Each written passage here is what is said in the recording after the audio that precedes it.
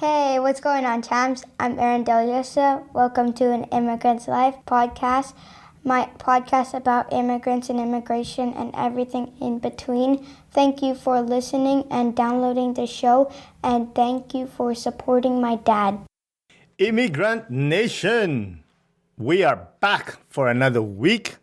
I'm thrilled to have you join us wherever and whenever you are listening, and I appreciate you being here. As always, we want to remind you that our podcast is available on all major podcasting services, including YouTube. If you haven't subscribed yet, now is the time. By subscribing, you'll never miss an episode of An Immigrant's Life. And if you enjoy listening to our show, please give us a 5-star rating. It helps us reach more people who can benefit from it. You can also follow us on social media. Our handle is at An Immigrant's Life. We post additional content related to our podcast on those platforms, so make sure to check them out. The biz is done. Now, let's talk about this week's episode. This week, I'd like to share with you the inspiring story of an entrepreneur who started her business as a result of her passion for Filipino desserts. She's an amazing individual that trying to create change in her community through food and activism. So you'll definitely will enjoy this episode. So, without further ado, let's get into the show. Isa, dalawa, tatlo. Today's guest is a pastry chef and a community organizer. She'll fight for your rights while stuffing you with delicious Filipino pastries. Everyone, please welcome Geleen Abenoja. Hello. I'm excited to be here. Thank you for accepting my invitation. I really do appreciate it.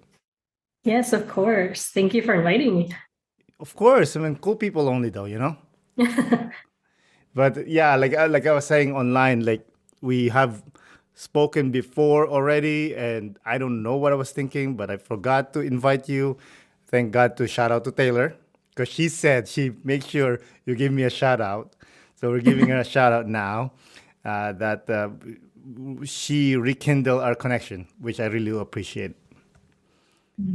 Before we move on, if you want to promote anything or if you want, go ahead, please. Okay.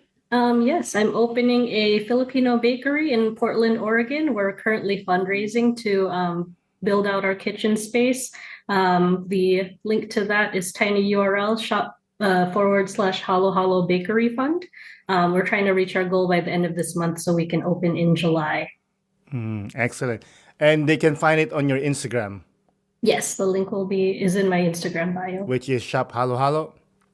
Yes. Mm-hmm. Excellent. Portland, were you born in Portland or did you grow up in Portland?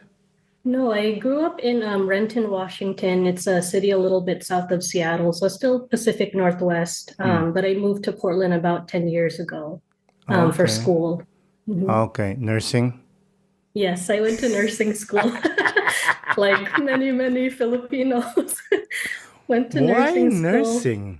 You know? Nursing, I think it's funny because it's such a stereotypical, like Filipinos go into nursing school because it's stable, it's healthcare. But funny enough, my parents actually didn't encourage me to go into the profession. It was something that I kind of arrived to on my own.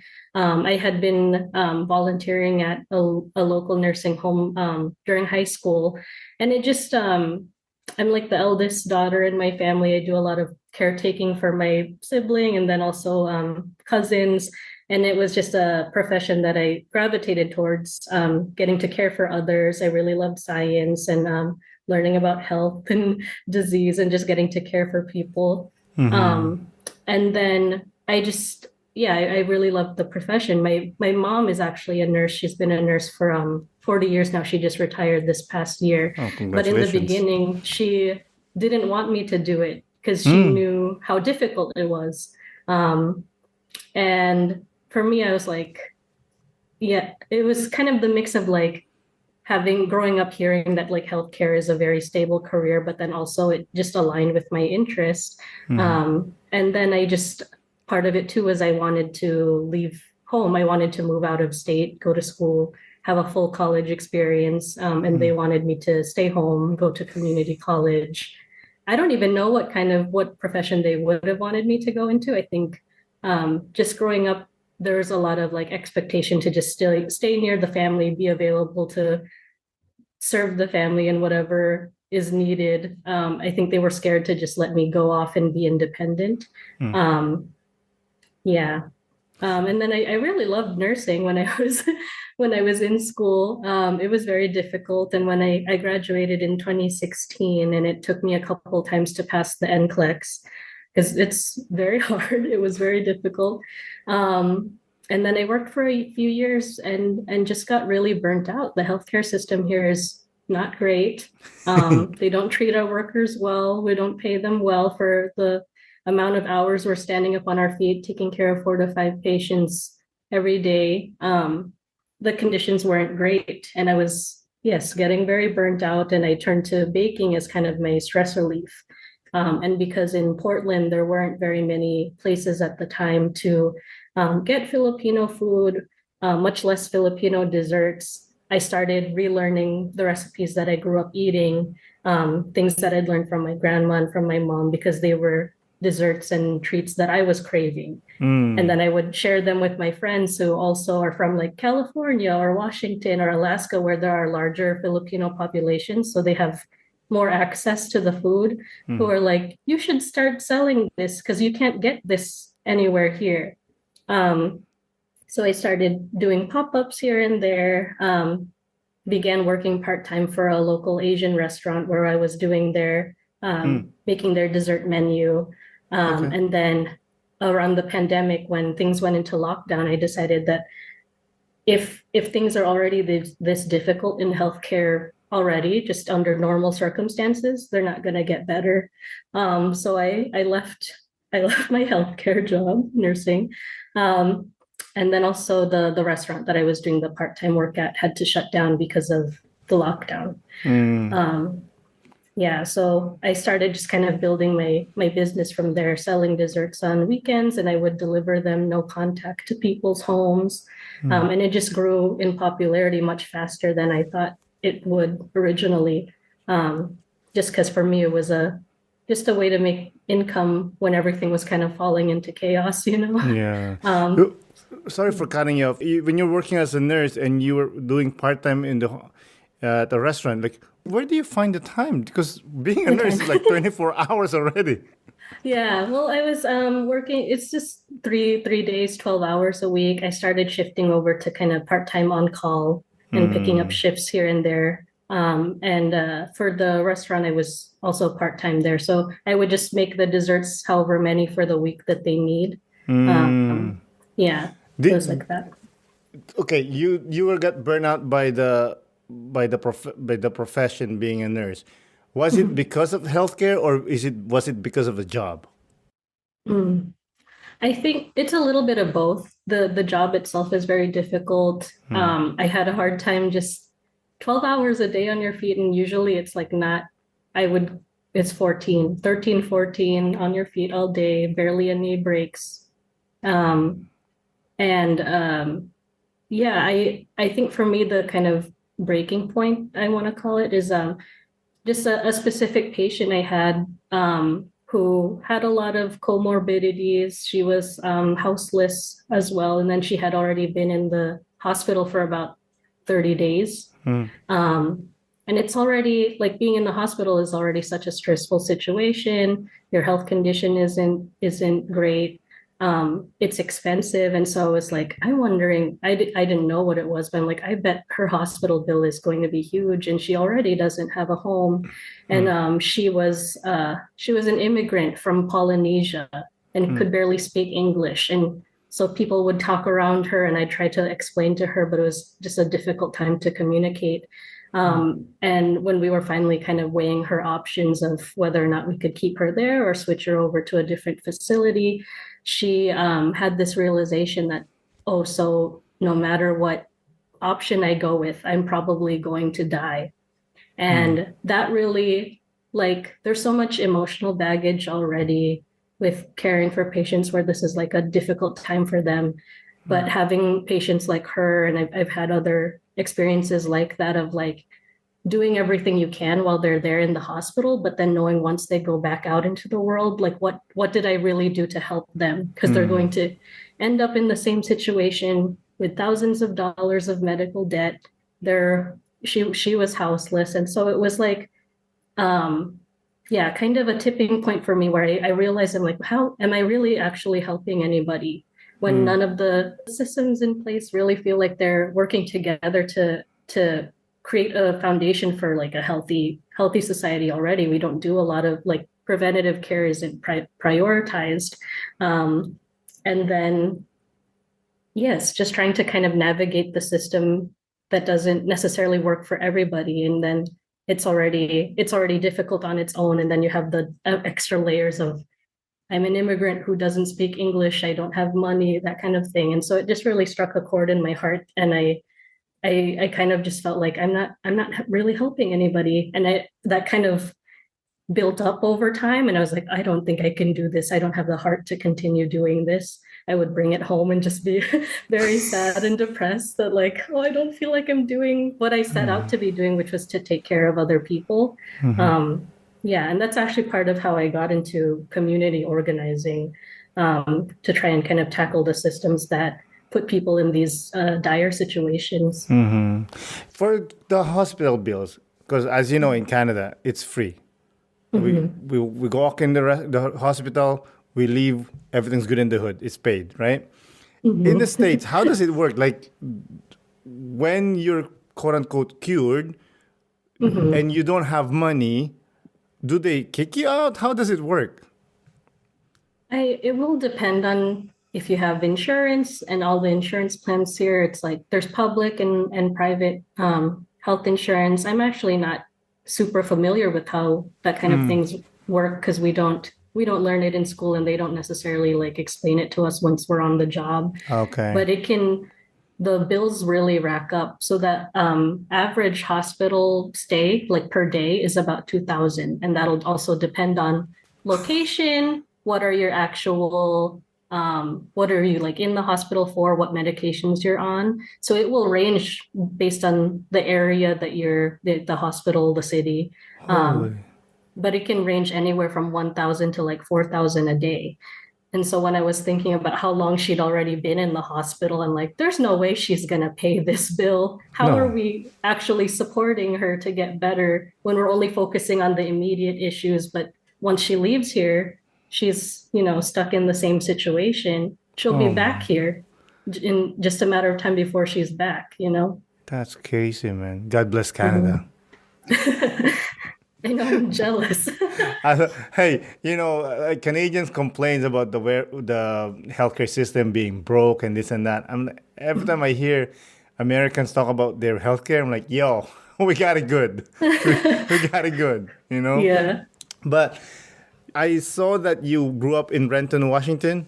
Oh, yeah, I recognize your background. So, was there a lot of Filipinos growing up there? Yes, yeah. There was a very large Filipino population in Renton. Renton, I think when I was growing up there, it was like the third largest Filipino population in Washington. So there was a lot. We had a big Filipino community, and then it's very close by to the other cities who also, like Kent, Seattle, Federal Way, those all have like pretty large, significant Filipino populations.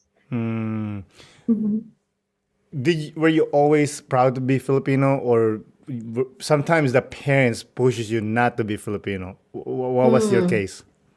I don't know. I think growing up, I didn't really realize it until later that it was, I don't think that I was like intentionally hiding it because we were always among Filipinos. It didn't ever feel weird or shameful to be, but I wasn't necessarily like, I didn't have have you ever seen cars where they have the Filipino flag hanging in the rearview mirror? Like it wasn't something that I was broadcasting. Most people just knew. I didn't really have to talk about it. But I think my like experience with Filipino identity and how it relates to my parents is that for them, when I was younger, we spoke Tagalog and Ilocano at home. When I started school, our teachers encouraged them to stop talking to us in in our native tongue because they said it would be difficult for us to learn Yeah, okay. in school. I don't know why, because many studies show that multilingual people are actually They very quick learners. they want to make you Americanized. That's what it is, Yeah. you know. Yeah, so that's something that unfortunately I lost the skill to speak Tagalog and Ilocano. I can still understand them, but I'm no longer fluent. I have to like translate in my brain and then speak, and it takes a while. You have to be immersed with native speakers to really pick it back up again. Is it We went confidence? to a confidence thing, but also when I'm like with my family and I try to speak to them, I have an accent because Yeah, I'm of course. American. Like, so they're like, "Oh, that sounds funny," and you just kind of feel shame around even trying because Yeah, of it's that. confidence. Yeah. Yeah. Um, yeah, so I don't think it was something I ever really hid, but it just was like a very complicated relationship with being Filipino as like the eldest daughter in my family. When I grew up, all of my cousins were boys. So I just Mm. felt like there was way more expectation on me to be a certain way than there was on them. My brother is only 1 year younger than me, but the like standard for him was so low. I feel like even today, my parents have such high expectations for me and how I carry myself, but for him, they're like, "Oh, boys don't mature as quickly." I'm like, "But he's only Mm-hmm. 1 year younger than I am. Because you're That's the not that ate. much of a difference." Yeah, Yeah. exactly. But And it's so so if he fun. gets into But sorry, but I understand what you're saying there because I know even in a household, if you are the eldest is a male or a boy, yeah. the pressure is not that hard. It's Mm, always the girl. You have to learn this. You have to learn that. You have yeah. to cook. You have to, and I'm like, Yeah, so yo. I was in the kitchen already by the time, as soon as I could walk. I was already in the kitchen learning how to cook, cleaning, yeah, caretaking. When I was like middle school, some of my dad's siblings had immigrated from the Philippines, and we took in his brother and their family, and so I was babysitting everybody. But I was only like 12 years old at the time. Yeah. Yeah, and they just have the expectation that you're the responsible one, you're the ate, be the good example for everybody. And there's just a lot of pressure. And so associated that kind of negative feelings of pressure and familial expectation with being Filipino.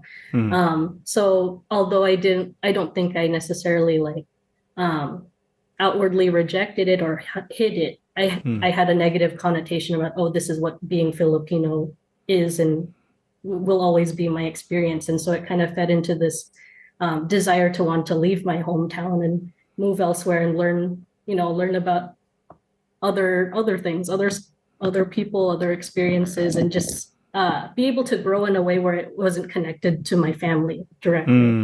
Yeah. Um, yeah. You're right.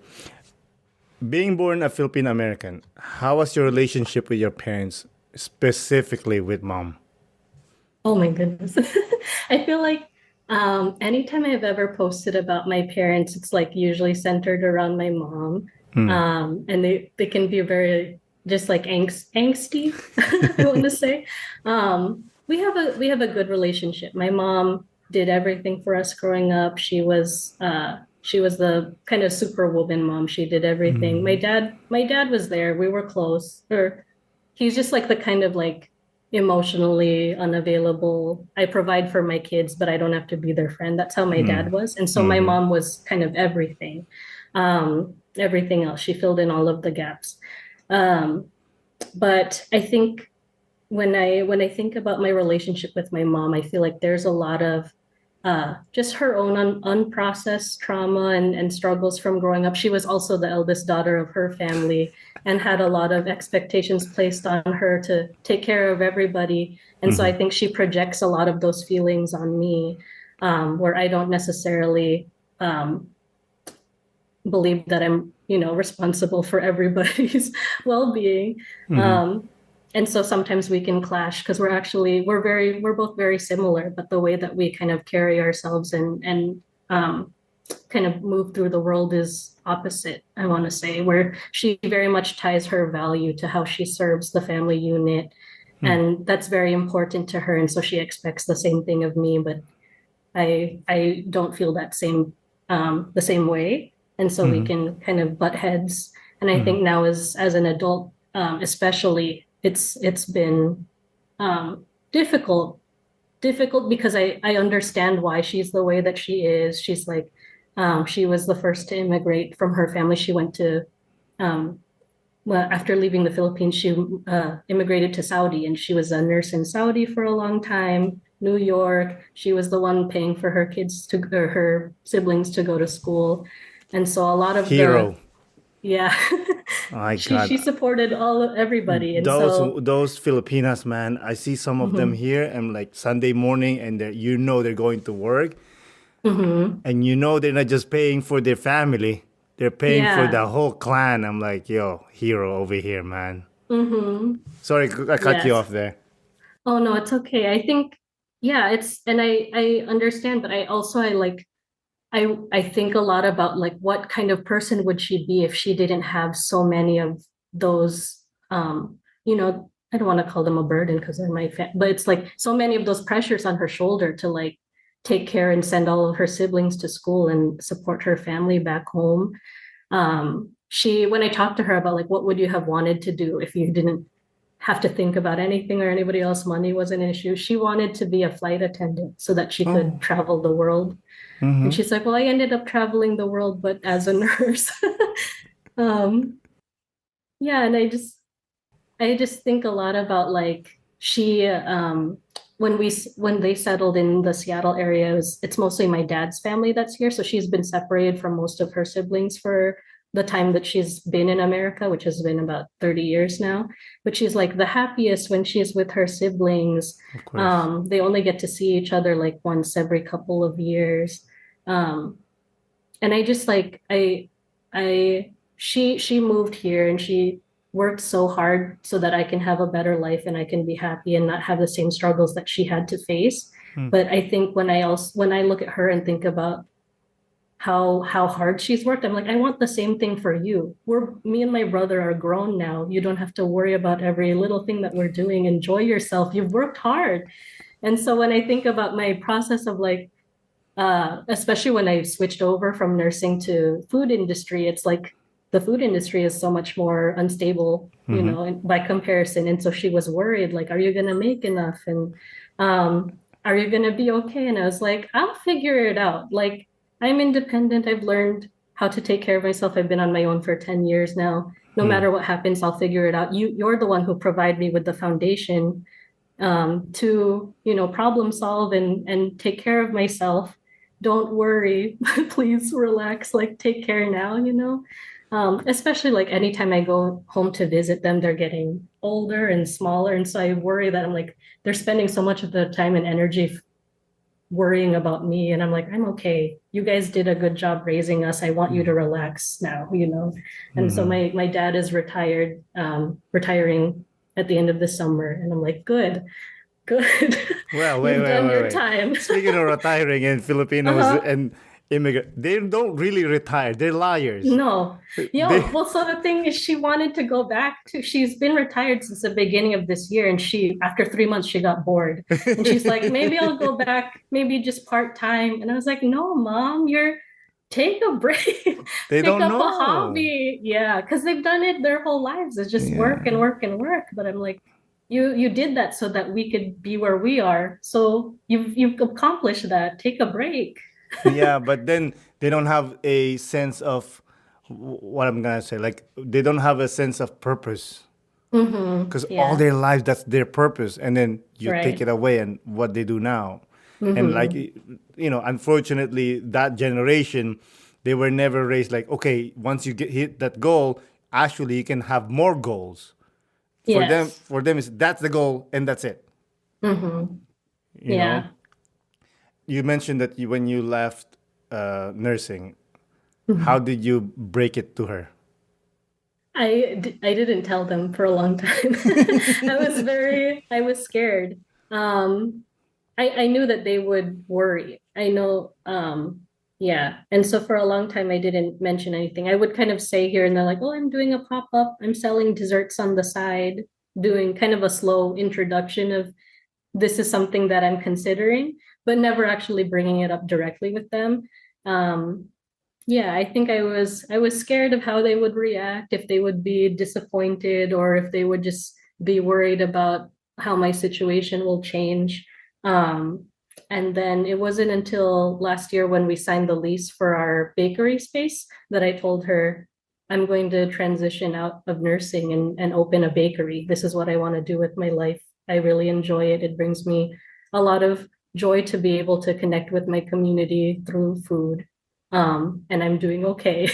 You don't have to worry. Um, yeah. What So you I say? did end up telling her. She was, I think, surprised at first. Um, it was funny. She's like, "Why didn't you tell us that this is what you wanted to do?" She asked, like, "Why didn't you tell us you wanted to go to culinary school or Mm. something like that?" And I was like, because I knew that that never would have worked out in the beginning, or like you guys were already so um insistent that I like stick to a profession that would be stable, quote unquote Mm. stable. Yeah. Um, so, and then even at the time, I don't think I even knew at the time that this is what I wanted to do. It's something that I naturally ended up gravitating towards because it brought me so much joy. Um, yeah, so I think in the beginning she was really worried and she's like, well, don't quit right away, save up money, Plan keep B. working while you're still There's always a plan B. yeah, exactly. The Yeah. yeah, exactly. Mhm. When did you get the idea of starting Shop Halo Halo? Shop Halo Halo. So it actually started off as an Etsy shop. So I used Mm. to in nursing school to relieve stress. I was doing a lot of artwork. I would like paint, watercolor paint. I started picking up sewing and just like making arts and crafts and that kind of thing. I learned how to, I don't know if you've seen like traditional bead weaving from Mindanao or like the Cagayan Valley. It's like jewelry that they wear Gorgeous. around their house. Yeah, those. I Yeah. started learning how to because I wanted to learn more about my culture. I had asked my parents a long time ago if they knew like what tribe we might have come from, that they're just like so far removed from that they didn't know. But so I just started researching the region. Where's dad from and where's mom from? They're both from La Union in Oh, Ilocos beautiful Norte. place. Yeah. But my mom grew up in Manila. Mm. Um, but yeah, so I just started researching the region and was learning about the different textiles and the beadwork there. And so I ended up having all of these crafts that I didn't know what to do with. So I started an Etsy shop just to make a little bit of money on the side while I was still a student. And that was kind of where I was selling things. I named it Shop Halo Halo because you know how in Tagalog, there's like, or like the Tagalog language, there's a lot of puns. People use puns. It's We like love funny. puns.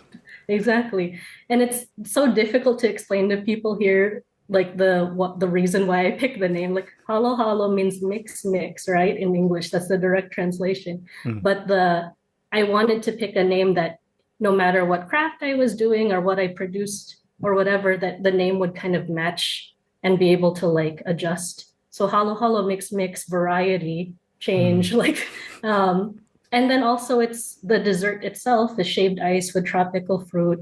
Depending on the region, it's made in different ways. Um, so it was just something that like it's ingredients that you don't think they'll go together, but they taste really good. And so Amazing. I'm right. So for me, it's like it reflects my goal to like provide a variety of different goods, baked goods, crafts that you don't think it goes together, but they come together effortlessly. So that's kind of my theme for my business and how I developed it. But so I started doing Etsy in like 2015. 2018 was when I started doing dessert pop-ups and just like learning all of the kakanin recipes and like selling them on the side at events and that kind of thing. Yeah, and then that's just kind of where stuck to. I stuck to the baking and recipe development. Um, yeah, and it grew in popularity because it's not something you can really access here. And then the restaurant that I was working for was a vegan Pan Asian restaurant. And so I would have to come up with ways of how to make leche flan vegan without how are you going to do that? It's like all eggs and milk. Yeah, how And did you do so that? condensed coconut milk and it's this kind of jello powder called agar agar. It's made from Yes. seaweed. So there's that.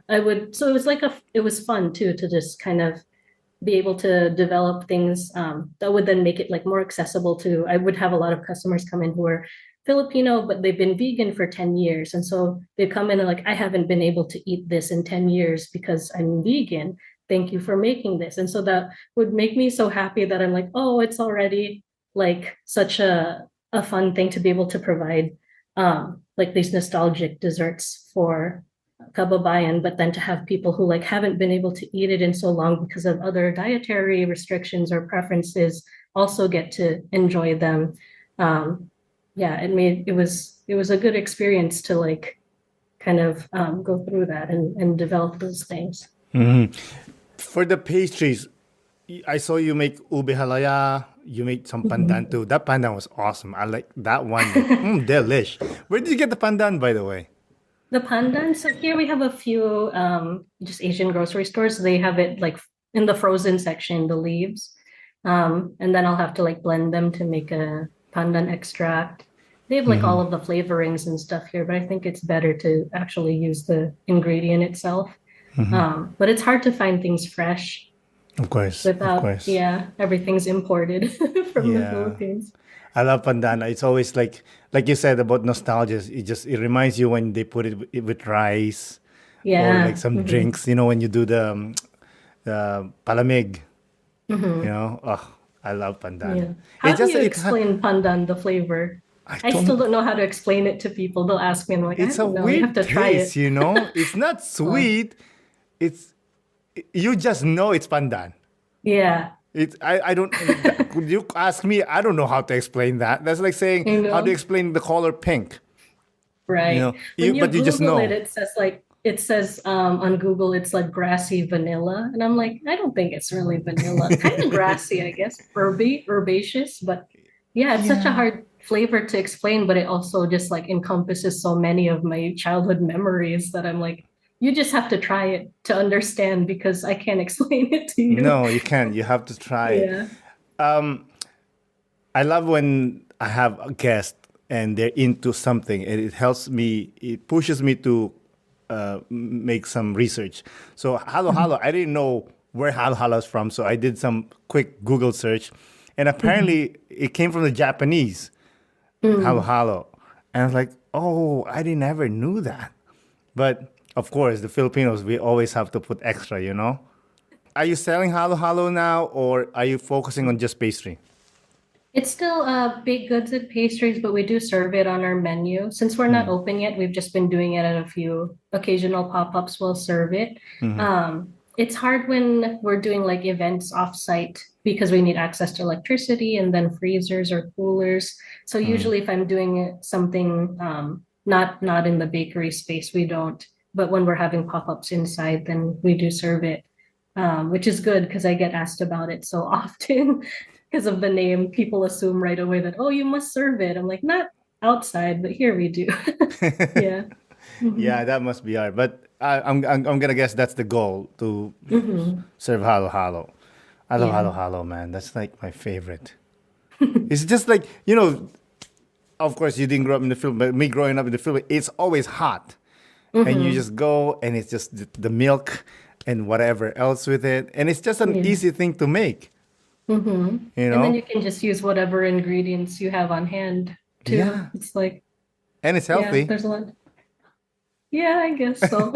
I'm like, all the ingredients are kind of soaked in sugar syrup. I don't know if it's the same back there, so maybe. Well, apparently it's different sugar over there. Cane sugar, not the Yeah, sugar factory cane. sugar. And to Mm. be honest, I don't know if it's the power of suggestion, but when I went back home 2019, Coke tastes different. Oh, I think it does too It tastes back there. better. Hmm. Yeah, you know. What do you think about this? Is my idea. Like, I feel like, of course, you're a businesswoman. I feel like Filipinos are better with service than being business people. But so when we have a business, it has to be based on taking care of other people. What do you think of that? Um, I don't know. I think because of so many Filipinos like work in the hospitality industry, there's that kind of like the connotation that we are better at it. I don't necessarily I don't know if there's a I feel like I don't know very much of the like kind of experience of Filipinos in like as do you mean as business owners versus serving themselves? No, more of like serving other people. Ah, Because you know how I'm Filipinos not are, we're sure. very family oriented. We like taking care of Hmm. people. You go inside a Filipino house, they don't even say hi to you. You know what they say? Hmm. Did you eat? Yeah. They don't care how you feel. They care about are you full or have you Hmm. eaten? Like we always Hmm. take care of other people, and it's actually something that I'm really proud of being Filipino. Hmm. And that's why I was thinking, like, how why there's so much Filipino nurses than doctors? Why not Hmm. doctors? You Hmm. know? Yeah. Um, I'm not sure how to answer that other than like with my own direct experience. My dad Yeah. wanted to be a doctor originally, Okay. but the schooling would have taken longer, more expensive. And then he ended up being an engineer, doing a 4-year course, and that like allowed him to leave the country sooner.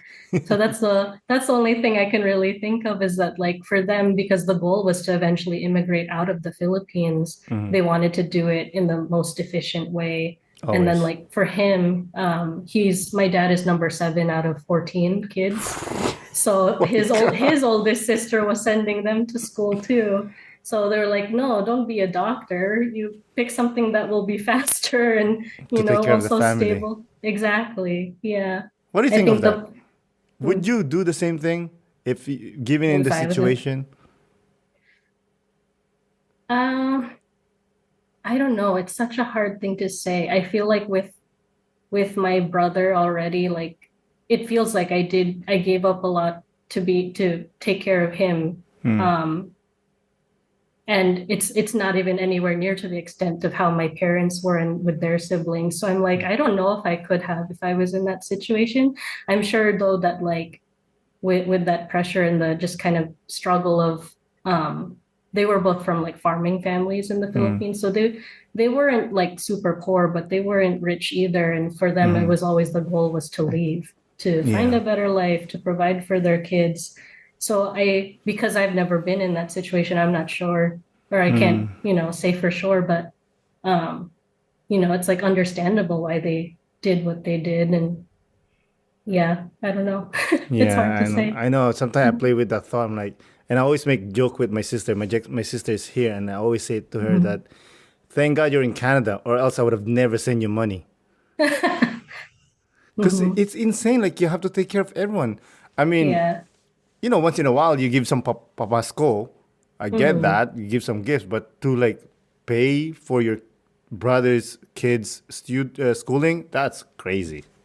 Yeah. And even like my brother now, it's like it's even hard to kind of where we have a good working relationship now, but for a long time I had a lot of resentment towards him because it felt like all of his needs were always prioritized. He's the younger one, he always got a pass for everything, whereas like I had to be home, be the ate, take care of the house while my mom was at work, babysit everybody. So it felt like he had more freedom. And so if I kind of take just our direct relationship and put it in the context of my parents, I don't think I could have, honestly, just knowing Yeah. like where or even to say that my parents would probably if we were in the situation, they would probably prioritize sending him out of the country before me, even though Oh, I'm the 100%. oldest. Yeah. 100%. Hmm. Or they will put so much pressure on you to finish college so you can So that go I can out send him. and then you can Yeah. send some money back. It's so Hmm. crazy. I have few of them that I have a close friend of mine. Her sister, all her life, that's what she does. She works 7 days a week, sends money. Hmm. She never does anything for herself. And she's like, well, you have to take care of the family. Bro, you need to Hmm. live life too. Yeah. And it's funny because now a lot of or some of my friends are starting to have kids, and then they'll ask like, "Oh, have you considered it?" I'm like, I don't know. I feel like I already raised a family. I raised my brother. It feels like I'm raising my parents, even though they're older. I don't know. Yeah, Um, I understand. Let's go back to food. okay. this is how I feel. What do you think about this? Like, Mhm. I feel like Filipinos, they're not selfish with their recipe. Like you can Mhm. go to like any Lola and you say, Lola, how do you make the halaya? And she will tell you step by step. That I Mhm. feel like some Westerners, they can like, no, no, that's a secret recipe. I'm not telling you. What do you think of that? Yeah. Or the ingredients are a secret. Yeah. Um, I think in my experience, like my aunties and my Lola were very like they would show me step by step, like you said, how to make things, but they didn't have specific ingredients They or never not do. ingredients, but the measurements. The They're like steps. you just have to eye it. Or you taste it, and if it tastes correct, then it's correct. But I'm like, well, if you're trying to recreate it from scratch and you don't have them there, it's hard to figure it out. Like that's how I learned, just through experience and doing it alongside them. Otherwise, they don't like write down the recipe. It's just No. something that they also grew up making, and they learned how to just eye the ingredients. And Mm. so it's funny because now I'm teaching my part-time employees how to bake these recipes, and Oh. they're like, you're the same way, where I'm like, you just shows I don't have like the recipes written down necessarily. It's because I already have them in my head and I've been making them for years and years. I just Mhm. eye it. And so they're like, well, how are we supposed to recreate it then? Um, but yeah, they were very like when I wanted to learn how to make something, they were very clear about how to do it, what are the steps. But um it's funny like seeing other titas who aren't in my family like make the every because each family has their own different way too of making Mm. it, and then each region has their own way of making certain things. And so sometimes I'll be making something, and then my friend's mom will be like, well, that's not how you do it, this is what you should use and this and this. I'm like, well, this is Mm. how I grew up eating it. Yeah, I So understand that. yeah. But Yeah, I I think don't. it also is Mm. reflective of like the diversity of the cuisine. Everybody makes Yeah. everything differently. And so it's not just one way. It also depends on like what is available locally, Mm-hmm. um, what is in season, that kind Mm-hmm. of thing. So it's yeah, it just very like reflective of the vastness of our culture. We're not just monolithic people. No, no, not at all, man. That's what I love. Like you said, I'll be eating adobo, and I could go to the next town, and Mhm. they put eggs or whatever. Yeah. I'm like, yo, I love this shit. You know, The restaurant I worked for, they made adobo with they put carrots in it. And I'm like, I carrots. don't do carrots. Yeah. And then it was very in my family, our adobo was pretty sweet. We Hmm. did added brown sugar. It was probably more soy sauce than vinegar. But Hmm. here it was so sour. And I'm like, why are you put so much vinegar in here? And then they put carrots, no potatoes. Did your family put potatoes? Potatoes, yes, yes, we do. Yes. But usually, since we don't have money, because we grew up poor, no potatoes. Mm. But my Lola, she makes two. She makes two kinds Mhm. of adobo. One is she calls adobo, and then the other Mhm. one's called adobo matanda. For the Oh. listeners, adobo matanda means an old adobo. So the old Mhm. adobo or adobo matanda, there's no sauce. There's no sauce on it. It's just the meat and vinegar and whatever else. And then the Mhm. adobo it has the sauce. Both are Mhm. delicious. So, but she never taught me how to cook. I like it. Because my grandma, rest her soul, she's one of those people in my town that like if there's a wedding, she's the one. She's the chef. Mm. And so one time I went up to her and said, "Yo, Lola, teach me how to cook." So one day I have a girlfriend. I'm gonna cook for her. My, she's vicious. She's loving, but she's vicious. Like she said, Um, "Shut the f up, go to the table, and wait for your food." that's so funny. Because for her, it's like it has to be the woman to cook. Mm-hmm. But the funny thing is, she taught my dad how to cook. Ah, Like it doesn't make I know sense. that's how my dad is. My dad is a really good cook, but he never cooks. And it's frustrating because like that's not fair. My mom shouldn't have to cook all the time. But also because I'm like he makes my favorite dish that he makes is beef nilaga. And I'm Mm. like, I love it's my favorite. That's my favorite Filipino dish. And he makes it like for me, he makes it the best, but he never cooks. And I'm like, I want you to. So anytime I come home, I ask him to make it because I always crave that. But yeah, he's a really good cook. Yeah. He does it. He cooks the nilaga. Yeah, he does. He does. Just because Mm, I don't go home super often, so when I do, it's like special occasion. yeah, And he'll cook it because he knows that yeah, it's my favorite. exactly. I'm like, sometimes I'm like, you're a better cook than mom. You should cook more often. Like my mom is a good cook, but there's Mhm. something about when maybe it's because he doesn't do it often that it feels more special when he does cook. But Maybe.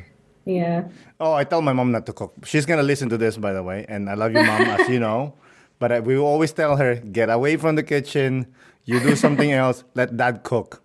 Mm, Because my mom's Tagalog and my mm, dad's Bicolano. mm. And he always put extra spice.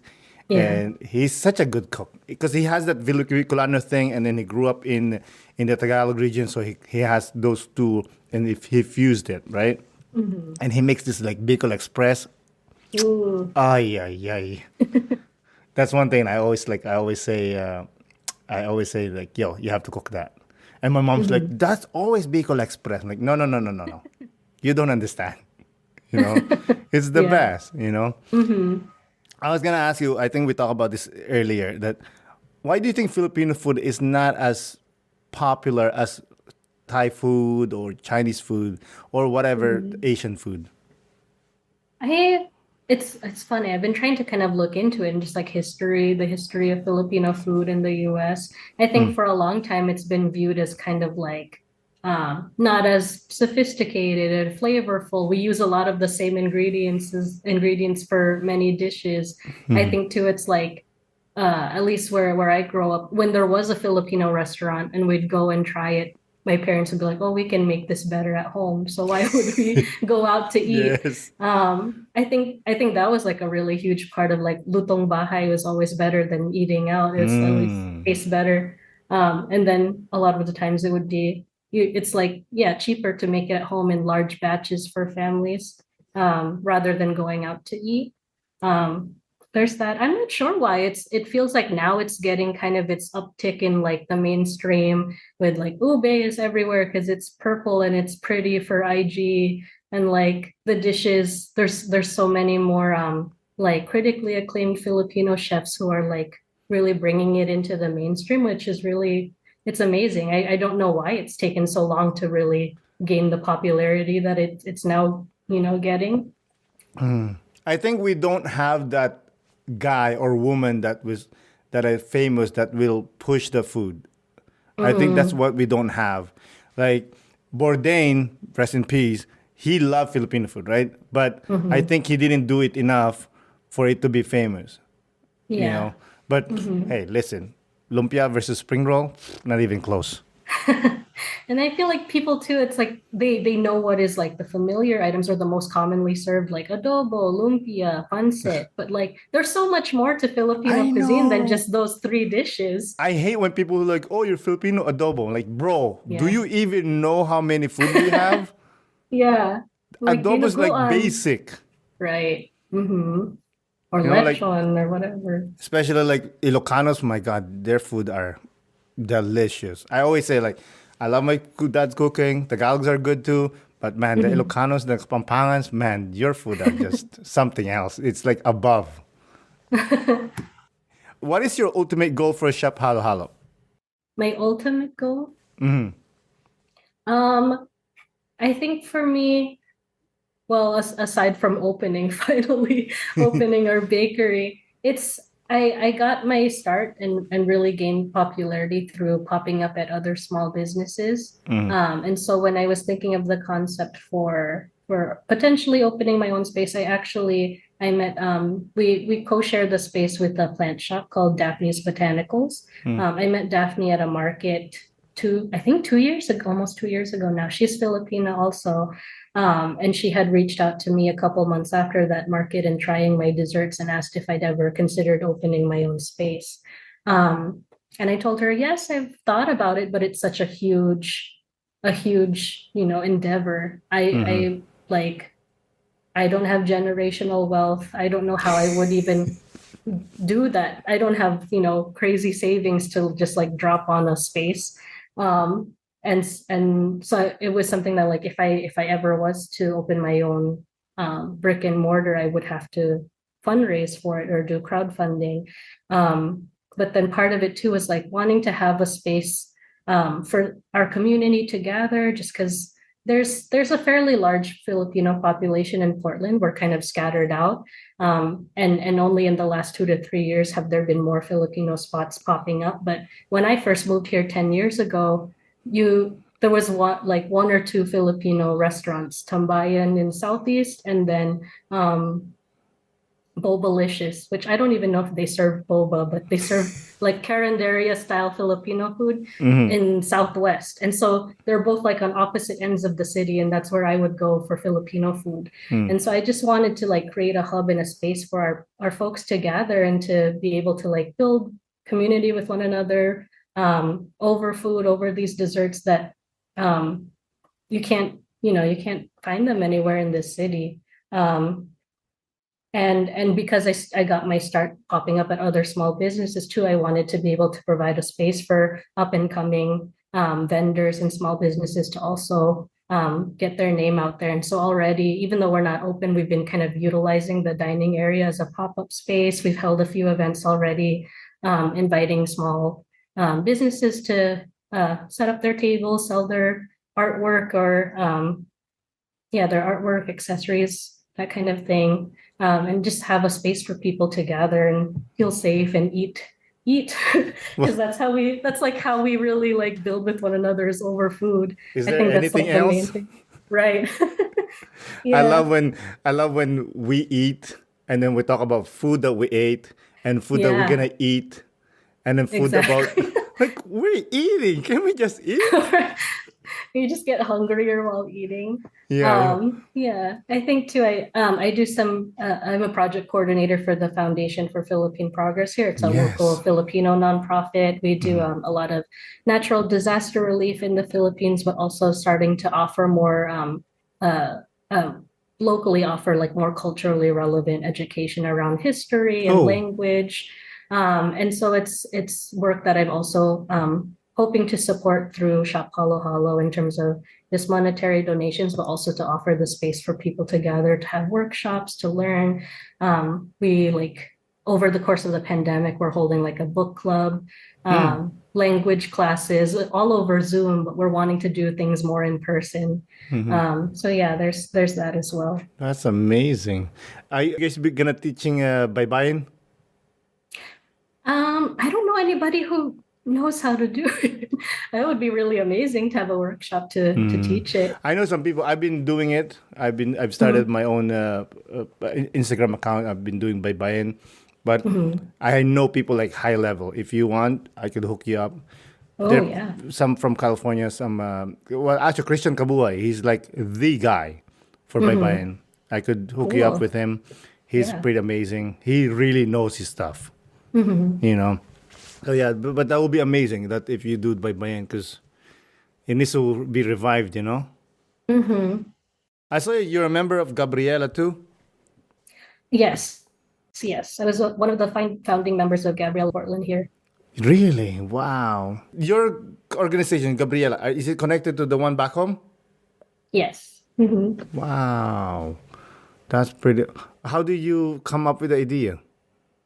Well, here, so when I was in college here, when we first started it, it was just a couple of Pinays who none of us were from Portland. We are kind of just like wanting to be in community with other Filipinos, feeling very isolated. Some members were from Alaska or California, and we were just like learning, like history of the Philippines. What are the like conditions of Filipinos? What has led so many Filipinos to leave the country in search of a better life. And there's just so many issues back home that leave folks with not very many options to, live a fulfilled and um, life back home. There are like a lot of, and it was like the experience of so many of us that our parents left to find better elsewhere.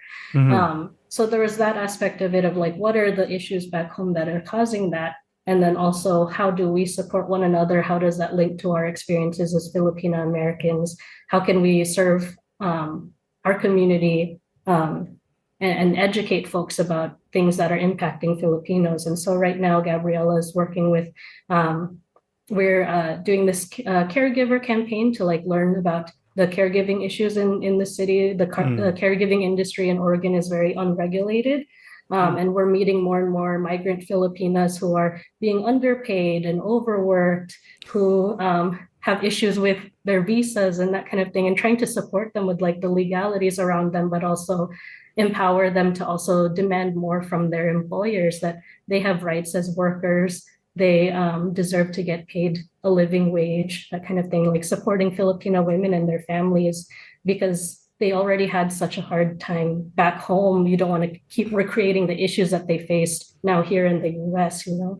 And so it's like building kind of a base of support for Filipino migrants and their families here in this city. And that's kind of the work that we're focused on right now.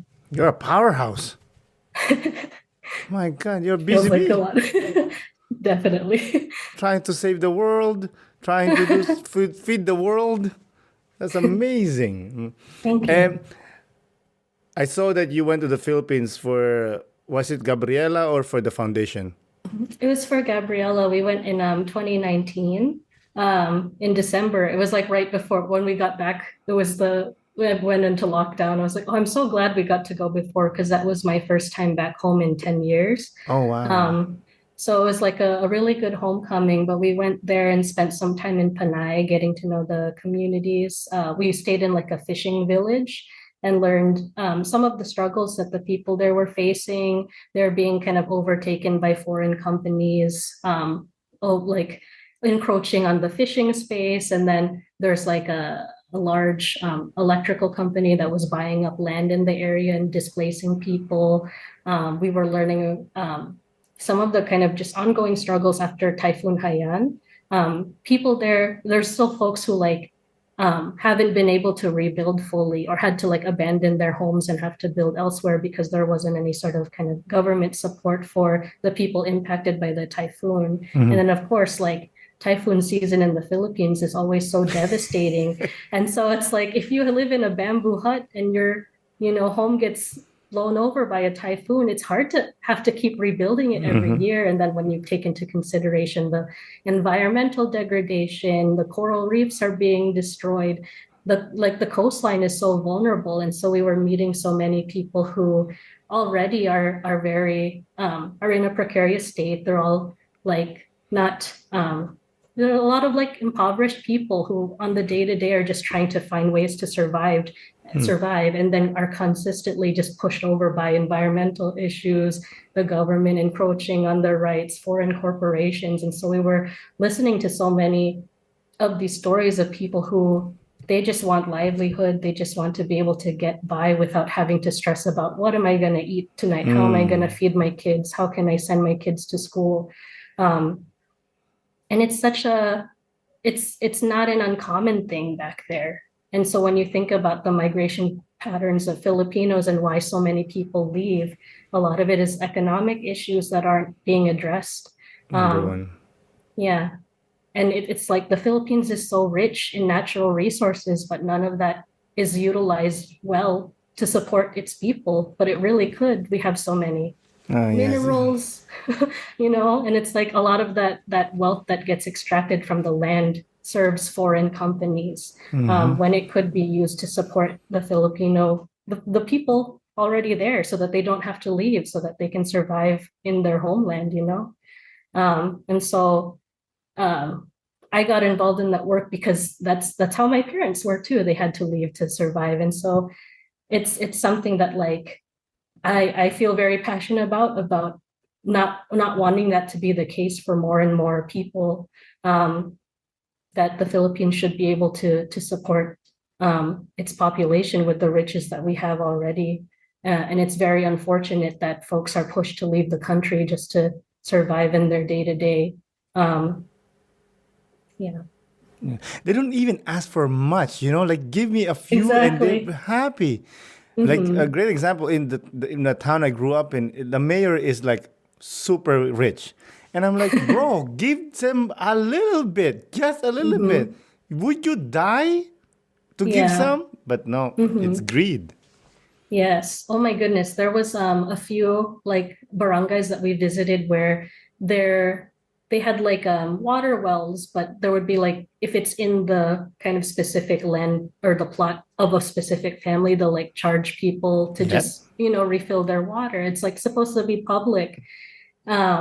There's like so many resources that are just unavailable to people because of greed and corruption. And it's really unfortunate. And these are like stories that, because they're so common, they don't necessarily get like pushed out into the mainstream of like these are issues being faced back home that could be, resolved with our own resources, but they're not. Um, yes, and it's very, very unfortunate. Yeah. Like, how many millions do you need? Seriously. Mm-hmm. Like, Right. they don't even ask much. They just, a Mm-hmm. house, like you said, a simple house, a little bit of, money, and that's it. Mm-hmm. Yeah. As long they can feed their kids, they can go Mm-hmm. to school. They're good. Yeah. And it's also interesting to think about how many Filipinos like enter the healthcare profession but end up leaving. I was like talking to family about how COVID, COVID situation back home. And a lot of my family are like in the province in the Philippines. They have like one regional hospital. And if you don't have money when you get there, they turn you away. Mm-hmm. And that should not be the case. Or there'll be like 10 patients in one room and like there's no way any of these people can really get better if that's how they're being cared for. Yeah, you're right. Do you think it's getting better, the situation, or it's just The getting worse? overall situation, Yeah. I think it's getting worse.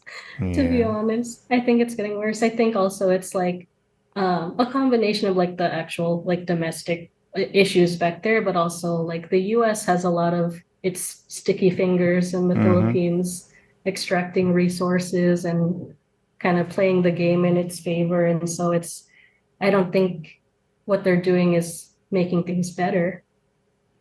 Yeah, I agree. 100%. Listen, Geleen, thank you so much for coming on the podcast. Before we close out, can I ask you one more question? Yes. What does it mean to you to be a Filipina in the diaspora? Filipina in the diaspora. Oh my gosh, that's such a hard question to answer. Um, I think for me, it's like resilience, wanting to feel connected to my homeland, being very, and trying, having to like find that out for myself, if that makes sense. It was like, Hmm. I grew up with Filipinos, but I didn't know necessarily what it meant to be Filipino. And so there's like so many different aspects of it of very being very family oriented, being very proud of our culture and our just our like our history. There's just like so much resilience in being a Filipino in diaspora and being separated from your motherland, but still having such huge, deep love for our culture and our family and our people. Um, yeah, so it's such a difficult question to answer. I think I'm still actually finding it out, or like, yeah, finding the answer for myself. But I'm just hoping that like in sharing my story and my family story, it brings people closer, or like pushes folks to also think about what it means for them. That's what we're trying to do here. Again, Jeline, thank you so much for coming on the podcast. I really do appreciate it. Yeah, thank you so much for having me. Of course. Before we close out, do you have any last remarks or? Um, any last remarks? No, I've really enjoyed myself. Thank you so much for making it a amazing experience. I always get nervous with these kinds of things, but so it's Hmm. it's nice when they're very like conversational like this. But yes, yeah, thank you for having me. I hope if there are any listeners in Portland, come visit my bakery. It's on Southeast Woodstock. We're opening July 15th. Yeah, very excited. Thank you. Excellent. Again, have a good evening. Thanks. Bye. Bye. Thank you again, Jeline, for coming on the podcast. I really do appreciate it. Thank you, listeners, for listening. This is Aaron Deliosa for An Immigrant's Life. I'll see you guys later.